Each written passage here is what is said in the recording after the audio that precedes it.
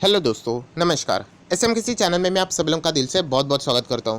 दोस्तों, इस वीडियो को स्टार्ट करने से पहले आज के दिन के दो धमाकेदार वीडियो जरूर इनको अच्छी तरीके से स्टडी करना। यस, गिरते हुए माहौल में भी टाटा मोटर की ओर से खतरनाक खबर यहाँ पे सामने हम लोग को आते हुए देखने को मिल रही है। जरूर लिंक नीचे डिस्क्रिप्शन बॉक्स में दिए, इन दोनों वीडियो को स्टडी कर लेना। फर्स्ट टाइम विजिट किया तो चैनल को सब्सक्राइब करना। एंड कल के दिन की बात करें तो free stock market classes, yes, इस चैनल के ऊपर सुबह 10:30 बजे एक जबरदस्त वीडियो आने वाला है, उसको मिस मत करना। इस चैनल का लिंक ऊपर आई बटन पे नीचे डिस्क्रिप्शन में मिल जाएगी। अभी का मार्केट जो आप लोगों को प्रेशर में देखने को मिल रहा है, उसमें कौन सी टेक्निक का इस्तेमाल करके आप लोगों ने अच्छे शेयर पिक करना चाहिए, तो कल के दिन आप लोगों को इसी चैनल के ऊपर सीखने को यहाँ पे मिलने वाला है। ज़रूर 10:30 बजे इस चैनल के ऊपर कल आ जाना। चलिए दोस्तों, फिलहाल इस वीडियो को स्टार्ट कर लेते हैं। दोस्तों, अभी हम लोग आ चुके हैं बिल्कुल हमारे नॉर्मल स्क्रीन के ऊपर। एंड देखिए, आज के दिन हम लोग को यहाँ पे गिरावट देखने को मिली है। इसीलिए सर आप बोल रहे हो कि इन स्टॉक से आप लोगों ने संभलना रहना चाहिए, बिल्कुल भी नहीं। मैं इन स्टॉक से रिलेटेड इससे पहले भी आप लोगों को बहुत बार अलर्ट कर चुका हूँ। हाँ, बुल रन के कारण ये स्टॉक में हम लोग को तेज़ी भी देखने को मिली थी, बट अगर देखा गया तो उनका परफॉर्मेंस अभी तक सुधरा हुआ नहीं है। ऐसे स्टॉक हमेशा डेंजर पोजीशन में होते हैं। मैं अगेन आप लोगों को कहना चाहूँगा, मैं कोई आपको रिकमेंडेशन नहीं दे रहा हूँ, सलाह नहीं दे रहा हूँ कि आप लोग एग्जिट करके निकल जाओ, राइट। मेरे वजह से आपको भी लॉस हो सकता है, बट मैं आप लोगों को क्या करना चाहूँगा, यहाँ पे लॉजिक बताना चाहूँगा। हो सकता है आपको लॉजिक अच्छा लगे, फिर आप लोग कोई डिसीजन ले पाओ। आपको लगता है कि लॉजिक बेकार है, क्लियर वे, आप लोग चाहो तो इन चीज़ों को भी छोड़ सकते हो। दोस्तों, आप सभी लोग पता है, देखिए मार्केट यहाँ पे गिरा है, नो डाउट। यहाँ पे जितने भी स्टॉक से मैक्सिमम स्टॉक हम लोग को प्रेशर में ही देखने को मिले हैं। इसका अर्थ ये नहीं कि हर किसी स्टॉक को पोर्टफोलियो में से निकाल कर फेंक दो, नहीं, ऐसा बिल्कुल भी करना नहीं है, क्योंकि मार्केट में ये चीज़ें मतलब नॉर्मली चलती रहती है। पर यहाँ पे अगर हम लोग बात करें दोस्तों, कुछ कंपनियाँ ऐसी रहती है जो कि एक्चुअल में एक वर्ड है डिज़र्व, यस, वो बिल्कुल भी डिज़र्व नहीं करती है उस लेवल पे होना जिस लेवल पे आज भी वो देखने को यहाँ पे मिल रही है। देखिए, कोई भी स्टॉक भागता है ऊपर, ठीक है, उसमें कोई पाप नहीं है, बिल्कुल वो भागना चाहिए, बट उसके पीछे कोई वैलिड रीज़न भी तो चाहिए कि हाँ भाई, ये स्टॉक इसलिए भाग रहा है, हम लोग समझ सके फिर। ठीक है, फ्यूचर में ऐसी चीज़ें हो सकेगी, इसीलिए वो आज भाग रहा है, भले लॉस भी है, चल जाएगा, हम लोग समझ सके। बट कुछ कंपनियाँ ऐसी दोस्तों, जिनके कंपनी के नंबर लॉस के ऊपर लॉस है। कंपनी के क्वार्टरली नंबर्स देखोगे ना दोस्तों, 1-2 क्वार्टर छोड़ो, पिछले 6 क्वार्टर से कंपनियां लॉस में है, एंड स्टिल वो कंपनियां टॉप लेवल पे बैठी हुई है।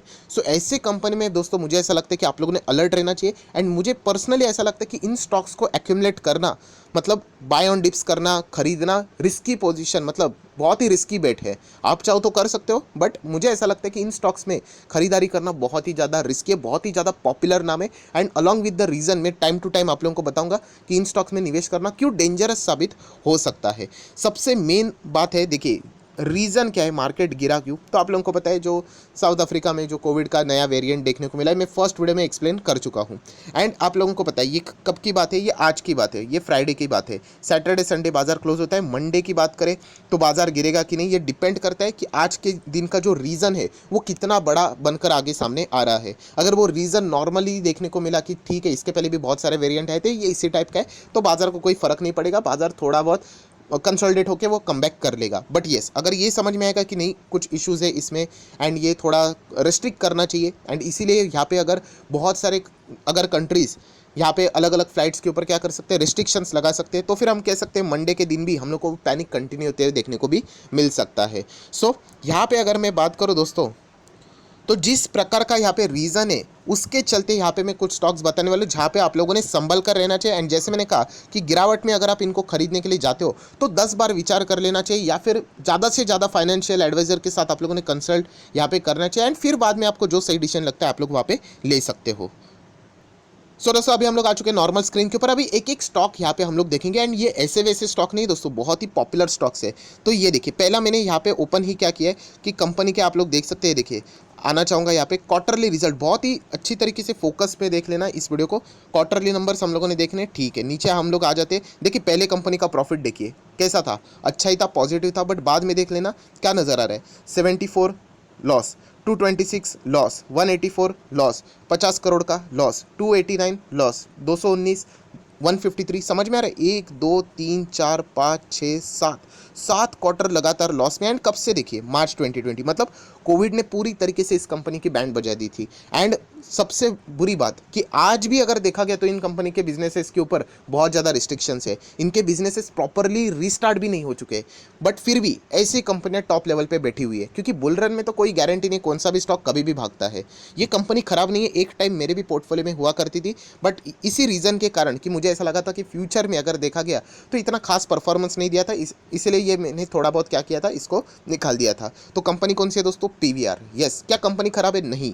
एंड मैं आपको बताना चाहूँगा, मैंने खुद आप लोगों को बताया था, मैंने 1400 पे इस कंपनी को निकालता, आज वापस ये 1400 के नीचे यहाँ पे आ चुके। बीच में यही कंपनी अगर हम लोग यहाँ पे देखते हैं, ये देखिए मैं आपको दिखाना चाहूँगा, बहुत ही टॉप लेवल पे भी गई थी। मैंने आपको बताया था कि शायद से मैं गलत भी हो सकूँ, 1800 तक गया था, बट स्टिल मैंने इसको 1400 पे निकाल दिया था। आज देख सकते कितना आराम से ये 1800 से 1300 के करीब, मतलब 1400 तक आ चुके हैं। आज के दिन की गिरावट देखना नहीं, इस कंपनी की 11% की गिरावट। क्यों? क्योंकि इसी कंपनी को सबसे ज़्यादा थ्रेट है। आज भी कितने सारे स्टेट्स में इनके बिजनेसेस वापस रीओपन नहीं हुए हैं। लॉस है, चलो ठीक है यार, बहुत सारे कंपनीज में लॉसेस है, बट कंपनियां बिजनेस करें, इनका तो बिजनेस अभी भी पता भी नहीं है कि कमबैक होगा नहीं होगा। एंड अगर पकड़ के चलना, मार्केट हमेशा वर्स्ट कंडीशन पकड़ता है कि अगर वापस ऐसी सिचुएशंस होती है लॉकडाउन जैसी, तो ये कंपनियां मतलब ऑलमोस्ट खत्म ही हो जाएगी।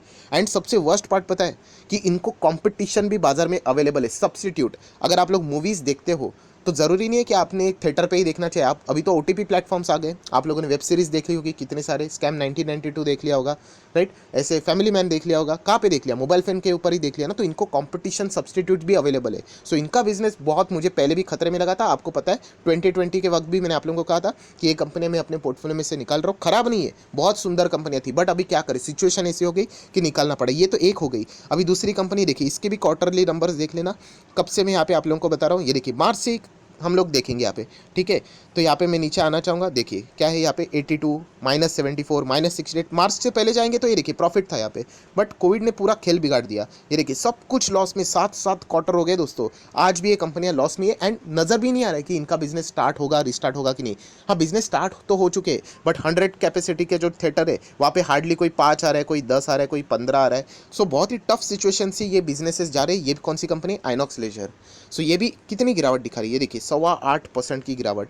सो ऐसी कंपनी से आप लोगों ने थोड़ा सा संभल कर रहना चाहिए, बस मैं इतना ही यहाँ पे कहना चाहूँगा। एंड ये सेम लॉजिक मैंने बहुत समय पहले भी आप लोगों को बताया था कि अगर ये सिचुएशन वापस क्रिएट हो गई तो इन कंपनी में इतनी भयंकर गिरावट होगी कि निकलने का टाइम भी, मतलब सोचने का भी टाइम नहीं मिलेगा। सो ये आप लोगों ने विचार करके डिसीजन लेना है। अभी नेक्स्ट कंपनी, ये तो टाइम पास ही है, इरोज इंटरनेशनल। ये तो पहले से डाउन था, 19 रुपये का स्टॉक, ये तो लोअर सर्किट लग गया।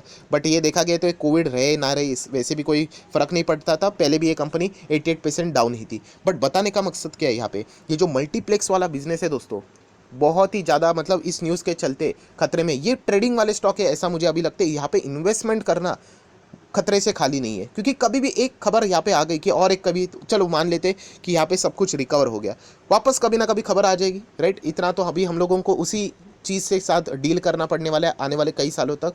आ गई तो वापस इन स्टॉक्स में फटाफट यहाँ पे 10, 12, 15% की गिरावटें होंगी। सो ये ट्रेडिंग वाला स्टॉक्स अभी मुझे लगते हैं पीवीआर, आइनॉक्स एंड अगर हम लोग इरोज इंटरनेशनल की बात करें, इन्वेस्टमेंट के लिए मुझे तो अभी यहाँ पे मतलब ज़्यादा अपॉर्चुनिटीज़ नज़र नहीं आ रही है। एंड अगर होगा तो वो बहुत ही ज़्यादा रिस्की है। अगर आप इन्वेस्टमेंट भी करते हो यहाँ पे तो शॉर्ट टर्म के लिए यहाँ पे कुछ चीज़ें हो सकती है, लॉन्ग टर्म के लिए मुझे तो रिस्की लग रहा है। एंड जैसे मैंने कहा कि चलो थिएटर्स रीओपन भी होते, पता नहीं अभी कितने सारे लोग वापस जाएंगे नहीं जाएंगे, क्योंकि अभी भी अगर आप देखते हो तो बहुत जगह पे हम लोगों को कोविड का मतलब इम्पैक्ट तो देखने को यहाँ पे मिल ही रहा है। एंड ओटीटी प्लेटफॉर्म जैसे मैंने आप लोगों को बताया वो भी एक ऑल्टरनेटिव्स अवेलेबल है, तो इनका बिजनेस इसकी ऑलरेडी बैंड बच चुकी है। देन ये कौन सा हो गया, ये मल्टीप्लेक्स वाला बिजनेस हो गया। अभी हम लोग आएंगे दूसरे बिजनेसेस की ओर। एंड उस कंपनी की अगर मैं बात करूँ तो ये देखिए, उसके भी क्वार्टरली रिजल्ट के साथ बात करेंगे। पिछले 7 क्वार्टर से ये कंपनी लॉस में। यस दोस्तों, पिछले 7 क्वार्टर, देखिए मार्च की अगर हम लोग बात करें वहाँ से देख लेना क्या नज़र आ रहा है, माइनस माइनस। उसके पहले देखो, ये देखो क्या कमाल का प्रॉफिट था, 1600 करोड़। बाद में लॉस लॉस लॉस, मैं आ जाता हूँ नीचे, प्रॉफिट पे ही आ जाता हूँ। ये देखिए लॉस लॉस के ऊपर लॉस, मतलब बहुत ही बढ़िया लॉस यहाँ पे बढ़ते ही जा रहा है, बढ़ते ही जा रहा है, बढ़ते ही जा रहा है। एंड बहुत ही ज़्यादा लॉस हो रहा है।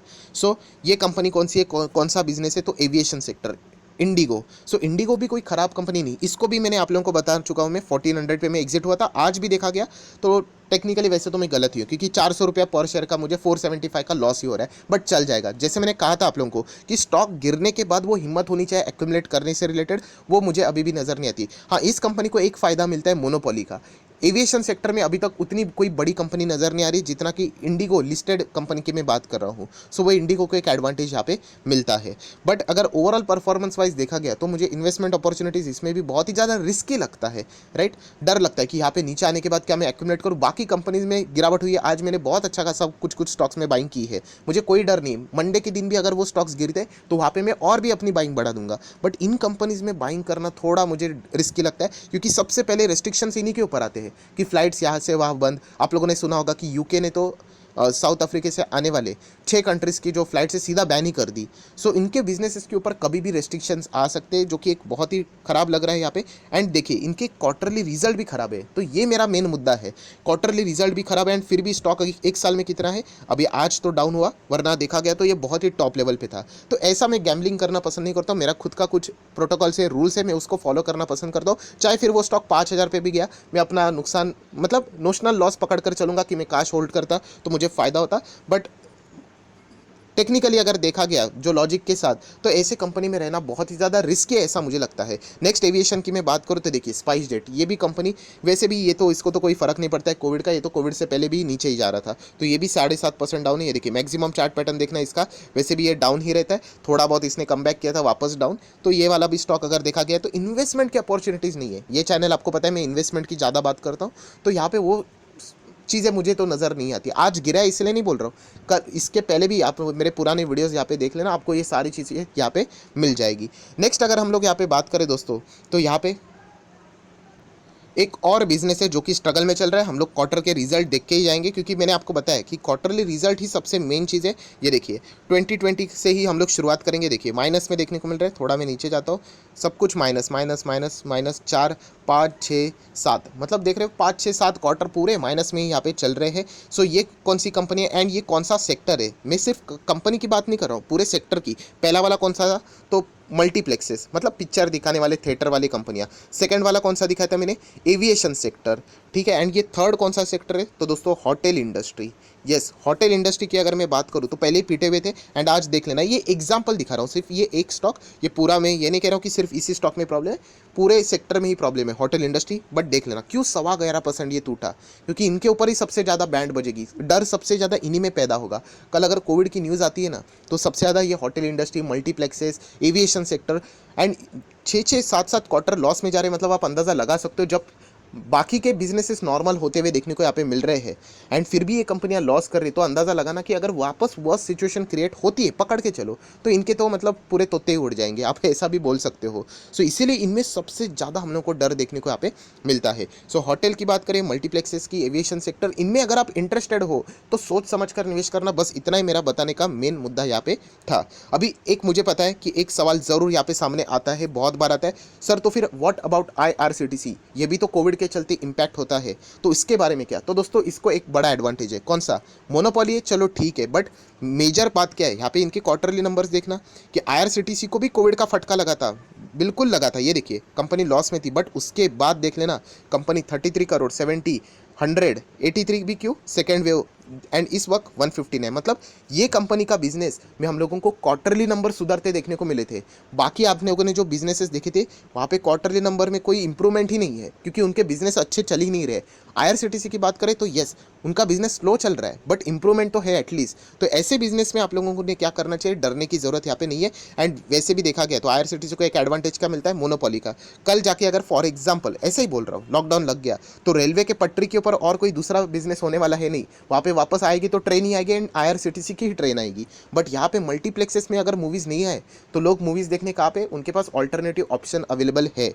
प्लेन से अगर आप लोग किधर नहीं जा सकते तो वापस दूसरे ऑल्टरनेटिव ऑप्शन अवेलेबल है, राइट। एंड होटल्स की अगर हम लोग बात करें, जो फंक्शंस नहीं होते तो किधर दूसरी जगह पे भी फंक्शंस आप लोग कर सकते हैं, कुछ नहीं तो घर में तो कर सकते हो। तो इसलिए इन बाकी बिजनेसेस में प्रेशर है, ना कि ऐसे इन बिजनेसेस में। सो इतना ही कहना चाहूँगा कि कंपनीज के नंबर्स देखो एंड उसके बाद ही फैसला लो। ऐसा नहीं कि बस स्टॉक नीचे 15% गिर गया तो हम लोग ब्लाइंडली निवेश करेंगे। कोई स्टॉक 15-20% ज़्यादा गिर रहा है, मतलब कुछ तो उसमें थोड़ा सा थ्रेड ज़्यादा हो सकता है। ये पॉइंट आप लोगों ने ज़रूर नोट करना चाहिए। सो आशा करता हूँ मेन कंटेंट आपको समझ में आया होगा।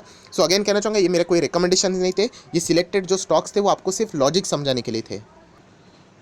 सो आई होप, आशा करता हूँ आप लोगों को वीडियो पसंद आएगा, तो जरूर लाइक एंड शेयर भी कर देना। एंड आज के दिन के पहले 2 वीडियो है उनके भी लिंक नीचे डिस्क्रिप्शन बॉक्स में मिल जाएंगे। So that's it, thank you very much दोस्तों, we will be meeting our next video, तब तक के लिए बाय बाय।